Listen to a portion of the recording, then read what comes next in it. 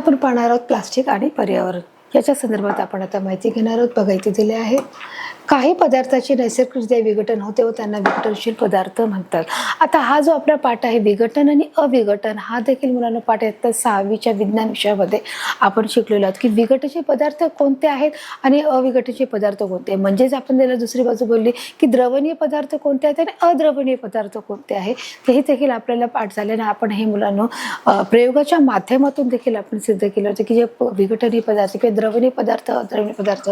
तर तसंच आपल्याला बघा या पाठामध्ये जे मानवनिर्मित पदार्थ जे आपण पाहत आहोत या घटकामध्ये देखील आपण पाहणार आहोत की काही पदार्थाचे नैसर्गिकरित्या विघटन होते आणि त्यांना विघटनशील पदार्थ म्हटले जाते. म्हणजे कोणत्या पदार्थाचे विघटन याचा अर्थच काय की जे पदार्थ आहेत की ते मातीमध्ये म्हणा किंवा ते जे नष्ट पावतात आणि त्यामुळे मग ते दिसे नसे होतात. म्हणजे ते नाही जसं आपण पाहू शकतो भाजीपाला आहे तर थोड्या दिवसासाठी जो भाजीपाला जो खराब झाला जो कुजला जो सडला जो खराब झाला मग 2-4 दिवसानंतर तो परिपूर्णपणे अस्तित्वातून निघून जातो. म्हणजेच त्याचं काय होत आहे विघटन होत आहे.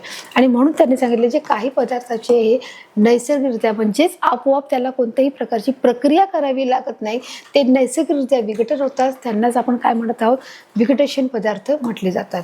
तर आता दुसरी नेक्स्ट बाजू काय आहे दुसरा पार्ट काय तर काही पदार्थांचे हे नैसर्गिकरित्या विघटन होत नाही त्यांना अविघटनशील पदार्थ म्हणतात. तर जे दुसरे अजून जे पदार्थ आहे की काही पदार्थाचे नैसर्गिकरित्या विघटन होत नाही म्हणजे नॅचरल पद्धतीने त्याचे विघटन होत नाही त्याला आपण अविघटनशील पदार्थ म्हणतात. मग उदाहरणार्थ त्याच्या सगळ्यात पहिला काय आहे पहिल्या नंबरचा जो काय आहे प्लास्टिक हा येत आहे. प्लास्टिक काय हा अविघटनशील पदार्थ आहे. बघा हे नैसर्गिक विघटन होत नाही त्यांना त्यावर काय म्हणणार आहेत अविघटनशील पदार्थ असे आपण त्यांना म्हणतो. जसं इथे तुम्हाला चित्रामध्ये दिसत आहे की जे बघा प्लास्टिक हे पाण्यावर तरंगत आहेत परंतु ते पाण्याच्या आत जात आहे का त्या नदीच्या आत किंवा त्या पाण्याच्या आत जात आहे का ते तरंगत आहे. म्हणजे ते कसं आहे लाईट वेट आहे आणि त्याच्यामुळे ते कसं आहे की पाण्याचाही त्याच्यावर परिणाम होत नाही उष्णतेचाही त्याच्यावर होत नाही आणि हवेतील आर्द्रता थंडी ऊन वारा पाऊस याचा कोणत्याही प्रकारचा परिणाम ह्या प्लास्टिकवर होत नसल्यामुळे ते दीर्घकाळ टिकते.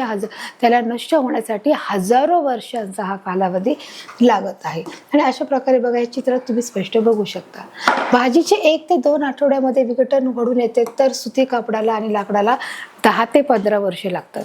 की बघा आता त्यांनी सांगितले विघटनाचे त्यांनी एक्झाम्पल दिलं आहे तुम्हाला उदाहरण दिलं आहे की जी भाजी आहे ती 1 ते 2 आठवड्यामध्ये काय होऊन जाते मुलांना बघा विघटन घडून येते. म्हणजे आपोआप की एखादी तुम्ही भाजी आणली समजा उदाहरणार्थ तुम्ही पालेभाजी आणली मग ती कोणती असू दे मेथी पालक शेपू मग जर समजा ती तुम्ही बनवलीच नाही आणि जरी तुम्ही फ्रीजमध्ये जरी ठेवलं तरी तुम्हाला काय होणार आहे 4-5 दिवसांनी त्याची सुकून जाणार ती भाजी खराब होणार आहे आणि त्याच्यामध्ये काळे तुला असे जर पालक असेल तर तरी पूर्णपणे काळी होणार ती गोळा होणार आणि ती ओलसर आपल्याला दिसून येणार. मग तुम्ही म्हणणार याच्यात तुम्ही पाणी टाकलेलंच नाही मग ती ओलसर कशी काय झाली तर ते 4-5 दिवस किंवा 5-6 दिवस आपण फ्रीजमध्ये ठेवल्यानंतर त्याला आपोआपच एक दुर्गंधी येते त्याच्यावर मध्ये आपोआप एक रासायनिक अभिक्रिया सुरू होऊन ती भाजी पूर्ण आकसून जाते त्याला एक वेगळा स्मेल येतो आणि ती भाजी पूर्णपणे काळपट पडते आणि तिचे आपोआप विघटन व्हायला सुरुवात होत असते. मग त्यांनी असं झालं आणि त्याचप्रमाणे तर सुती जो कापड आहे आणि त्याचप्रमाणे लाकूड याला विघटन व्हायला 10 ते 15 वर्ष लागतात. म्हणजे सुती जो कापड आहे आणि जो लाकूड आहे ते देखील विघटन होते परंतु ते विघटन होण्यासाठी आपल्याला 10 ते 15 वर्षाचा कालावधी लागतो. जे कापड आहे ते बघा जर कापड एकाच ठिकाणी जर ठेवलं तर कपाटामध्ये काही वर्ष आपण कापड ठेवलं तर ते कापड इरून जातं. म्हणजे ते आपोआपच त्याचं काय होत आहे नैसर्गिकरित्या त्याचं विघटन होण्याची जी प्रक्रिया आहे ती याच्यामध्ये होत आहे. बरोबर आहे मुलांनो. आणि म्हणून आपण त्याला म्हणतो की जो कापड आहे तो देखील काय होत आहे विघटनाचा एक प्रकार आहे. त्याचप्रमाणे लाकूड देखील काय होत आहे विघटन होत आहे त्याला सर्व प्रक्रियेला 10 ते 15 वर्षही लागत आहे. बघा इथे दिले आहे सुतीचं जो कापड आहे त्यालाही वेळ लागणार आहे. आणि बघा प्लास्टिकला विघटन व्हायला हजारो वर्ष लागतात म्हणून प्लास्टिक हे अविघटनशील आहे. प्लास्टिक काय आहे अविघटनशील पदार्थ आहे. प्लास्टिकला विघटन व्हायला किती वर्ष लागतात हजारो वर्ष लागतात. जिथे सुती कापड आहे किंवा जिथे लाकूड आहे त्याला 15 वर्षे लागतात. जर भाजीपाला आहे तो 1 आठवड्यामध्ये सुकून जातो ते आपोआप नॅचरलरित्या विघटन होतो. पण हे जे प्लास्टिक आहे म्हणजे बघा हे प्लास्टिक आहे जे आपल्या अवतीभोवती आपण पाहतो आपल्या घरामध्ये पाहतो हे प्लास्टिकला विघटन होण्यासाठी हजारो वर्ष लागतात. मनुष्य फार ते 60 ते 70 ते 80 वर्ष जगू शकतो. फार झालं तर 90 वर्ष जगू शकतो. परंतु हजारो वर्षाचा कालावधी म्हणजे आपण एक प्लास्टिकची बॉटल किती वर्षाचा जगण्याचा काळ आहे, त्याला हजारो वर्षाचा काळ असू शकतो. आणि म्हणूनच आपण त्याच्यावर जे परिणाम आहेत ते देखील आपण या पाठाच्या माध्यमातून पाहणार आहोत. बघा, हजारो वर्ष लागतात आणि म्हणून जे प्लास्टिक आहे मग त्याला काय म्हणणार आहोत आपण, हा प्लास्टिक हा अविघटनशील पदार्थ आहे, त्यामुळे ते पर्यावरणाच्या दृष्टीने साहजिकच काय प्रदूषक आहे. आणि जर ते विघटन होत नाही आहे, ते अविघटनशील पदार्थ आहे, म्हणजेच मग ते काय आहे, पर्यावरणाच्या दृष्टीने घातक आहे. इथे दिले आहे प्रदूषक आहे, म्हणजेच काय त्याचा अर्थ आहे की ते पर्यावरणाच्या दृष्टीने ते कसं आहे, घातक आहे. त्याचे घातक परिणाम आपल्या समाजावरती होऊ शकतात, पुढे पर्यावरणात होऊ शकतात. यावर उपाय म्हणून आपण प्लास्टिक ऐवजी विघटनशील पदार्थांचा उपयोग करून तयार केलेल्या वस्तू ह्या वापरायला पाहिजे. आणि मग त्याच्यावर उपाय काय आहे की हे ज्याचं विघटन होत नाही तो अविघटनशील पदार्थ आहे. आणि म्हणून यावर उपाय काय आहे की जे विघटनशील पदार्थ आहेत त्यांचा वापर करून आपण काय केलं पाहिजे, आपण या सर्व प्लास्टिकवर बंदी आणणं गरजेचं आहे. बघा यावर उपाय म्हणून आपण प्लास्टिक ऐवजी विघटनशील पदार्थाचा उपयोग करून त्या तयार केलेल्या वस्तू वापरल्या गेल्या पाहिजे. मग कोणत्या तयार वस्तू गेल्या पाहिजे, मग मुलांना तुम्ही सुती ज्या पिशव्या आहेत त्या कापडी पिशव्यांचा तुम्ही वापर करू शकता. त्याचप्रमाणे तुम्हाला ज्या पेपरच्या ज्या पिशव्या आहेत त्याचा देखील तुम्ही वापर करू शकता, किंवा घरातून बाहेर पडताना तुम्ही स्वतःहून ती पिशवी घेऊन जाऊ शकता. म्हणजे कधी कधी आपण पिशवी विसरलो म्हणून आपण मार्केटमधून पुन्हा प्लास्टिकची पिशवी विकत घेऊन येतो आणि म्हणजे अशा प्रकारे खूप सारं प्लास्टिक आपल्या घरामध्ये जमवतो. मग याच्यावर उपाय काय आहे की आपण आठवणीने आपण कापडाची सुती पिशवी जी आहे ती पिशवी आपण घेऊन जाणं गरजेचं आहे. पेपरच्या पिशवीचा देखील त्याच्यावर वापर करणं हा गरजेचा आहे. मग त्याच्यावरचे उपाय कोणते आहेत बघा, आता ते देखील आपण पाहणार आहोत. जर जे अविघटनशील पदार्थ आहेत म्हणून त्याच्यावर आपण काय करणार, प्लॅस्टिकवर बंदी आणणं गरजेचं आहे. उदाहरणार्थ सुतीच्या पिशव्या, कापडी पिशव्या, कागदी पिशव्या असं वापरणं गरजेचं आहे. जसं मी आत्ताच तुम्हाला सांगितलं, ज्या कापडाच्या पिशव्या आहेत, ज्या सुती कापडापासून बनवलेल्या ज्या पिशव्या आहेत आणि त्याचप्रमाणे जे कागदाच्या अशा प्रकारचे बघा पिशव्या मिळतात. आजकाल मुलांना ज्या आधुनिक युगामध्ये देखील बघा झेप्टो आहे, ग्रोसरी आहे, जे जर आपल्याला मागवायचं ठरलं आहे तर त्याच्यामध्ये देखील आपल्याला अशा पेपरच्या पिशव्यामधून आपल्याला हे सगळे गिफ्ट येतात किंवा त्याच्या माध्यमातून आपल्याला ग्रोसरी येते. त्याचप्रमाणे आपण जी काही ऑर्डर केली आहे ती ऑर्डर आपल्याला पेपरच्या पिशव्यामधूनही ऑर्डर होत असते, जेणेकरून प्लॅस्टिकचा त्याचा वापर होत नाही. आणि मग जी काही ग्रोसरी आपण मागवतो, मग ते झेप्टेवरून असू दे ते झोमॅटोवरून असू दे, तर आपल्याला अशा पेपरच्या पिशव्यामध्येही दिली जाते, म्हणजे त्याचा वापर होत आहे. म्हणजेच इथे मुलांना प्लास्टिकचा हा काय होत आहे, प्लास्टिकवर बंदी आणण्यात आली. आणि मग अशा प्रकारे जर आपल्याला प्लास्टिक टाळायचं असेल तर आपण मग कोणत्या गोष्टीचा वापर करत आहोत, सुतळीच्या पिशव्या वापरू शकतो, कापडाच्या पिशव्या वापरू शकतो, पेपरच्या पिशव्या, अशा प्रकारे जे कागदी पिशव्या आहेत त्या तयार करून देखील आपण त्याचा वापर करू शकतो आणि प्रदूषण देखील आपण टाळू शकत आहे. मग अशा प्रकारे त्याचप्रमाणे चौथा उपाय आहे की आपण म्हणू शकतो की जेव्हा आपण प्लास्टिक बाजारात जातो तेव्हा आठवणीने आपण स्वतःहून पिशवी घेऊन जाणं हे गरजेचं आहे. आणि जे प्लास्टिक आहे ते पुन्हा जास्त घरात जमा करणं देखील योग्य नाही. तर अशा प्रकारे आपण शिकत आहोत मुलांनो की प्लास्टिकचे जे दुरुपयोग आहेत ते कोणकोणते आहेत. मग जर आपल्याला त्याच्यापासून जर रोखायचं असेल, त्यांनी सांगितलं आहे प्रत्येक सुजाण नागरिकाने 4R सिद्धांताचा उपयोग करणं गरजेचं आहे. जे प्रत्येक सुजाण नागरिक म्हणजे जे शिकलेले आहे, जे सुजाण आहे, जे हुशार नागरिक आहे, त्यांनी 4R म्हणजे 4R सिद्धांताचा उपयोग करणं गरजेचं आहे. मग 4R सिद्धांत हे सिद्धांत कोणते आहेत, मग रिड्यूस आहे, रिसायकल आहे, ह्या पद्धतीचा आपण त्याच्यामध्ये वापर करायचा आहे. बघ कोणते 4 सिद्धांत आहे बघा, आपण पाहणार की जर रिड्यूस आहे आणि रिसायकल आहे, या सगळ्या गोष्टीचा आपण वापर करणार आहोत. रिड्यूस म्हणजे कमीत कमी वापर करायचा आहे. बघा रियूज म्हणजे काय, पुन्हा वापर करणार. रिड्यूस, रियूज, रिसायकल, रिकवर, अशा 4 सिद्धांताचा आपल्याला इथे वापर करायचा आहे. मी तुम्हाला एक्सप्लेन करणारच आहे. बघा इथे दिलेलं आहे रिड्यूस. रिड्यूस म्हणजे काय, कमीत कमी वापर करायचा आहे की प्लास्टिकच्या पिशव्यांचा फारच कमीत कमी वापर आपल्याला शक्य होईल तितका कमीत कमी वापर करायचा आहे. म्हणून सांगितलं ना की घरातून निघतानाच आपण जर पिशवी घेऊन गेली तर आपल्याला पुन्हा रिटर्नमध्ये भाजी पिशवीत टाकून दिली जाणार नाही, आपण आपली पिशवी घेऊन गेले, म्हणजेच हा कमीत कमी वापर झाला. इथे हे क्लिअर झालं. रियूज म्हणजे पुन्हा उपयोग करणे, की आपण पुन्हा काय करत आहोत की त्याचा कापडी पिशवीचाच वापर करणार आहोत. रिसायकल म्हणजे पुनर्चक्रण, म्हणजे जे प्लास्टिक आहे ते प्लास्टिकला काय केलं जात आहे, त्याचा आहे की ज्या आपण कापडी पिशव्यांचाच पुनर्वापर करणं गरजेचं आहे. रिकवर म्हणजे पुन्हा प्राप्त करणे आहे. रिकवर म्हणजे आपण काय करत आहोत की जे प्लास्टिक जे जुरे जाऊन पुन्हा त्याच्यापासून एक नवीन निर्मिती होत असेल, म्हणजेच काय झालं आहे रिकवर, म्हणजेच आपण यांना काय बोलणार आहोत 4R सिद्धांत बोलणार आहोत. बघा, तरच पर्यावरण प्रदूषणापासून बचाव होऊ शकतो आणि तरच आपण या 4R सिद्धांताचा वापर केला तरच पर्यावरणापासून आपला बचाव होऊ शकतो. बघा, आता इथे त्यांनी दिलेलं आहे काय, आपलं नवीन टॉपिक आहे थर्मोकॉल. बघा, थर्मोकॉल. आता थर्मोकॉल बद्दलची आपण पाठासंदर्भात माहिती घेणार आहोत. एखादी नवीन वस्तू फुटू नये म्हणून ती वस्तू ज्या खोक्यात बंद केलेली असते, एखादी वस्तू फुटू नये, तुटू नये, काही ती डॅमेज होऊ नये, तिला कोणत्याही प्रकारचं नुकसान होऊ नये यासाठी त्या घेतली गेलेली जी सुरक्षितता आहे, जी काळजी आहे, मग त्याच्यासाठी अशा प्रकारचे हे सुरक्षित जे खोके आहेत ते थर्मोकॉलपासून बनलेले असतात. मग हे विशिष्ट खोके आपल्याला कुठे आढळतात मुलांनो? मग हे खोके विशेषतः आपल्याला जेव्हा TV असेल, AC असेल, फ्रीज असेल की किंवा ज्या अजूनच्या छोट्या गोष्टी आहेत, काचेच्या ज्या वस्तूचे भांडे आहेत, मग त्याच्यामध्ये थर्मोकॉल लावून त्याच्या आतमध्ये ती वस्तू ठेवलेली असते आणि आजूबाजूने थर्माकॉल लावलेलं असतं की जेणेकरून ती वस्तू सुरक्षित राहावी या दृष्टिकोनातून थर्माकॉलचा वापर केला जात आहे. थर्मोकॉल हे सर्वांनीच पाहिलं आहे. ते कसे आहे? वजनाला हलके आहे, ते विद्युत विरोधक आहे, पाणी देखील ते रोधक आहे. तर अशा प्रकारे ते लाईट वेट आहे, ते पाण्यावर तरंगते आहे आणि याचा देखील वापर कशासाठी होत आहे की सुरक्षित भांडे ठेवण्यासाठी त्याचा वापर होत आहे की एखादी नवीन जी वस्तू आहे ती फुटू नये, ती वस्तू ज्या खोक्यात बंद केलेली आहे ती व्यवस्थितपणे सुरक्षितरित्या राहिली पाहिजे या दृष्टिकोनातून थर्माकॉलचा वापर केला जात आहे.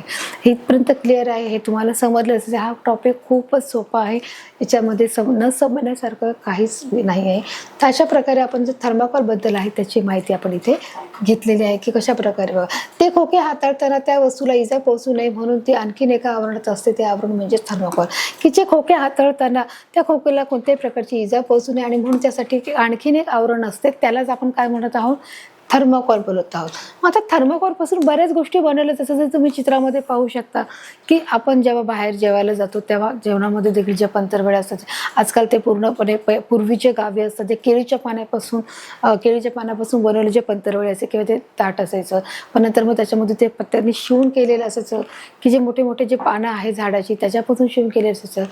आणि त्याच्यानंतर मग आता मुलांना आता निघालेलं आहे हे थर्माकॉलचे जे पेपर्स आहेत, थर्माकॉलपासून अशा प्रकारचे वेगवेगळ्या डिझाईनमध्ये आपल्याला हव्या तशा आकारामध्ये, चौकोन म्हणा, गोल म्हणा, की या आकारामध्ये देखील थर्माकॉलचे काय निघाले आहेत, अशा डिशेस बनलेल्या आहेत, वाट्या बनलेल्या आहेत, ग्लासेस बनलेले आहेत, बाउल बनलेले आहेत की आपण हवा तसा त्याचा आपण वापर करत आहोत. मग अशा प्रकारे बघा इथे तुम्हाला चित्रात दिसत आहे थर्माकॉलचा वापर, सर्रास वापर इथे दिसत आहे की जे यूज अँड थ्रोच्या माध्यमातून बनवल्या गेले आहे की जेणेकरून जास्तीत जास्त जर लोक जेव्हा येणार असेल तर थर्माकॉलच्या जेवणा म्हणजे ते वजनाला देखील हलके आहे आणि त्याला वापरायलाही सोपे आहे आणि पुन्हा तिथे फेकून द्यायला देखील ती सोपे आहे. म्हणजेच काय आहे की त्याला पुन्हा आपल्याला क्लीन करण्याची गरज नाही, म्हणजे ते यूज अँड थ्रो वापरायचं आणि फेकून द्यायचं आहे.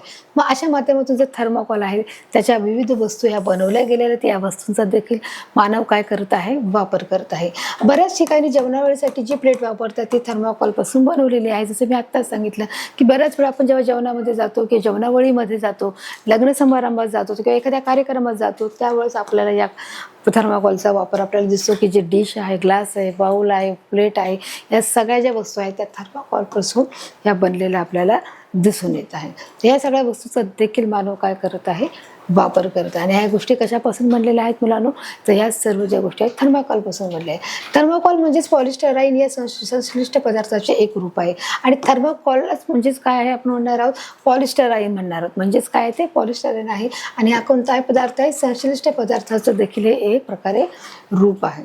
100 डिग्री सेल्सिअस पेक्षा अधिक तापमानावर ते द्रव अवस्थेत जाते आणि ते थंड केल्यानंतर स्थायू अवस्थेत रूपांतर होते. बघा आता त्याची देखील जी एक प्रोसिजर आहे ती त्यांनी तुम्हाला प्रोसिजर ते सांगितले की -100 डिग्री सेल्सिअस दिले आहे. ते मायनस सांगितले, ते प्लस आहे का? तर नाही. ते त्यांनी सांगितले की -100 डिग्री सेल्सिअस पेक्षा अधिक तापमानावर म्हणजे त्याच्यापेक्षा अधिक तापमानावर हा जो द्रव पदार्थ आहे तो तापवला जातो, त्या द्रव अवस्थेत जातो आणि तो पुन्हा तो द्रव अवस्थेत केल्यानंतर पुन्हा तो जर थंड केल्यावर त्यानंतर स्थायी अवस्थेत म्हणजे अशा प्रकारचा आपल्याला थर्माकॉल इथे दिसून येत आहे आणि त्याचे जे रूपांतर आहे स्थायी अवस्थेत मध्ये असलेले ते रूपांतरित होत असते आणि म्हणजे त्यालाच आपण काय म्हणणार आहोत?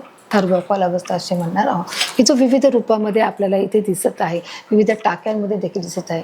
त्यामुळे आपण त्याला हवा तसा आकार देऊ शकतो आणि अशा प्रकारे तो पदार्थ द्रव झाला आहे, तो थंड केल्यानंतर आपण त्याला हवा तशा आकारामध्ये मोल्ड करू शकतो. मग आपण डिश म्हणा, ताट म्हणा, वाटी, ग्लास, बाउल या हर एक प्रकारच्या गोष्टीमध्ये आपण त्याचा वापर करू शकतो. धक्का शोषक असल्याने नाजूक डेलिकेटेड वस्तूचे संरक्षण आवरणात त्याचा वापर होतो. आता धक्का शोषक असल्याने म्हणजे ते की कोणत्याही प्रकारचा त्याला धक्का लागू नये आणि त्याचप्रमाणे ते नाजूक आणि डेलिकेट वस्तूचे जे संरक्षण आवरण म्हणून या थर्माकोलचा इथे वापर केला जात आहे. बघा अशा प्रकारे बघा त्यांनी ते सांगितले की कशा प्रकारे की सुरक्षा रक्षक म्हणून किंवा त्या वस्तूचं संरक्षण आवरण म्हणून त्याचा इथे वापर केला जात आहे. पुढचं आहे थर्माकोलच्या अतिवापराचे पर्यावरण व मानवावर होणारे जे दुष्परिणाम आहे. की थर्माकोलचा जर अति प्रमाणामध्ये जर त्याचा वापर केला गेला आहे किंवा मानवावर व त्याचे कशा प्रकारे दुष्परिणाम होतात. 2 प्रकार आपण इथे पाहणार आहोत. थर्माकोलचा अतिवापर त्याच्यामुळे काय नुकसान होत आहे आणि त्याचप्रमाणे मानवावर त्याचे कोणत्या प्रकारचे दुष्परिणाम होत आहे या संदर्भात आपण अभ्यास करणार आहोत. बघा इथे दिले आहे. पहिलं आहे स्टायरीनमध्ये कर्करोगजन्य घटक असल्यामुळे थर्माकोलच्या सतत सानिध्यात असणाऱ्या व्यक्तींना रक्ताचा ल्युकेमिया अशा प्रकारचा जो आजार आहे म्हणजे तो कर्करोग हा होऊ शकत आहे. बघा जो स्टायरीन म्हणजे थर्माकोलमध्ये काय आहे स्टायरीन आहे आणि स्टायरीन हा काय करत आहे कर्करोगजन्य घटक असल्यामुळे म्हणजे जो स्टायरीन नावाचा जो द्रव पदार्थ आहे तो पदार्थ जो उष्णता -100 आपण बोललो ना की -100°C तापवल्यानंतर तो पुन्हा थंड केला जातो, जो द्रव अवस्थेत येतो आणि मग तो स्थायी रूप पदार्थामध्ये आपण त्याला हवा तसा आकार देतो. म्हणजे स्टायरीन आहे त्या स्टायरीनमध्ये काय आहे जे प्रमाणात जीवाणू किंवा विषाणू आहेत ते कर्करोगजन्य घटक असल्यामुळे थर्माकोलच्या सतत सानिध्यात मग जी व्यक्ती थर्माकोलच्या सतत सानिध्यात असेल त्या व्यक्तींना काय होऊ शकतो रक्ताचा ल्युकेमिया म्हणजेच काय तिथे ल्युकेमिया म्हणजेच काय होऊ शकतो एक नावाचा जो कर्करोग आहे तो असा होऊ शकतो आणि आपली जी परिस्थिती ती अधिक गंभीर होऊ शकते.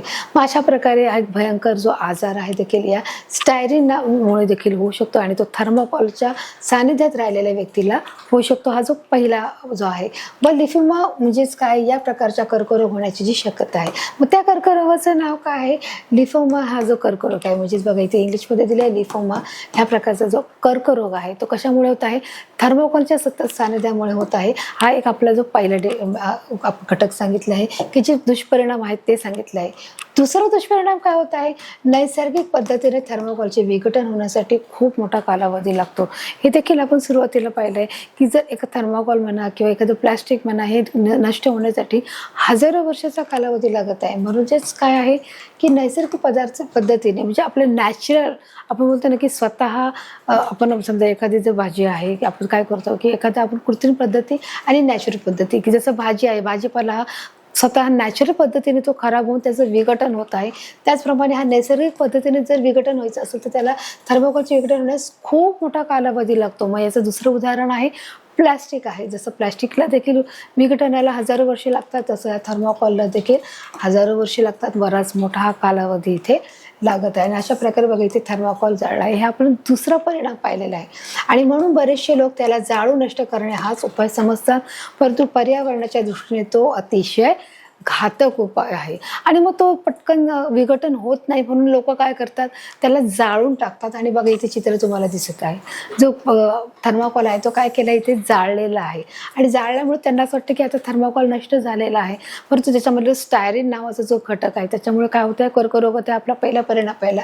मग त्यांना असं वाटतं की हा जर जाळून टाकला तर काय होणार आहे की कोणत्याही प्रकारचा आजार पसरणार नाही. परंतु अशा केल्यामुळे तो उष्णतेच्या लागल्यामुळे तो काय होणार आहे पर्यावरणाच्या दृष्टीने तो अतिशय घातक आहे. घातक म्हणजेच काय की तो पर्यावरणासाठी अधिकच तो योग्य त्याच नाही की अजून त्याच्यावरती दुष्परिणाम होऊ शकतात. त्याच्यामध्ये स्टायरीन नावाचा जो घटक आहे त्याचा उद्रेक होतो आणि त्याच्यामुळे तो अजून आपल्या पर्यावरणामध्ये हानिकारक आहे आणि आपल्या पर्यावरणात असलेले जे हवेचे जे घटक आहे त्या हवेच्या घटकामध्ये जाऊन पुन्हा तो आपल्याला श्वसनासंबंधी आजार होऊ शकतात. आणि मग अशामुळे त्यामुळे देखील काय होतं आपल्याला श्वसन संस्थेमध्ये पचन संस्थेमध्ये देखील वेगवेगळ्या प्रकारचे गंभीर आजार हे होऊ शकतात.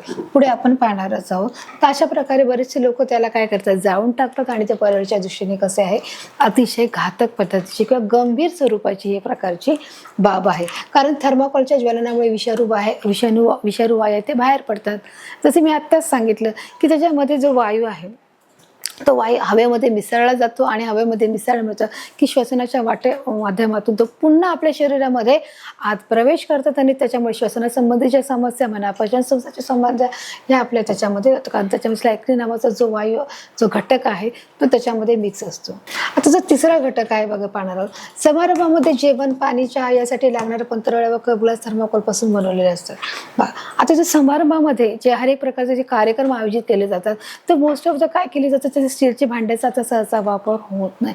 मग सर्व जे काही थर्माकोलचाच वापर केला जातो. मग डिश असू दे, तर ताट असू दे, पेलं असू दे, त्यामुळे ग्लास असू दे, ह्या सर्व गोष्टी आहे. कप, ग्लास हे सगळं काय आहे, चहा बनवायचा असेल, जे पाणी प्यायचं असेल, कप चहा लागत असेल, ग्लास लागत असेल, तर थर्माकोलपासून याचा निर्मितीही केली जात असते.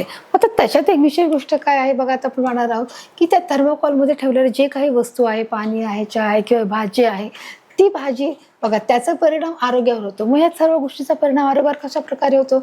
जर थर्माकोलच्या भांड्यात ठेवलेले पदार्थ पुन्हा गरम केले तर स्टायरीनचा काही अंश त्या भांड्यामध्ये किंवा त्या स्टायरीनचा काही अंश त्या भाजीमध्ये उतरतो, त्या पदार्थामध्ये उतरतो.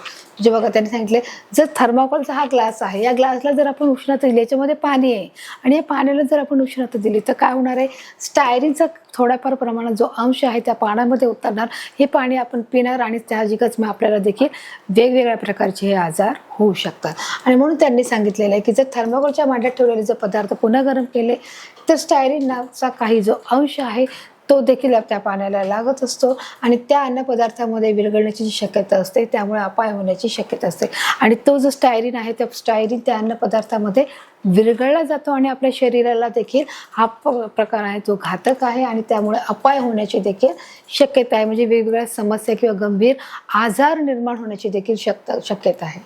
नेक्स्ट आहे बघा, सांगितलं की थर्माकोल बनवणाऱ्या कंपनीत काम करणारी व्यक्ती ही खूप अधिक कालावधीसाठी स्टायरीनच्या संपर्कात राहिली.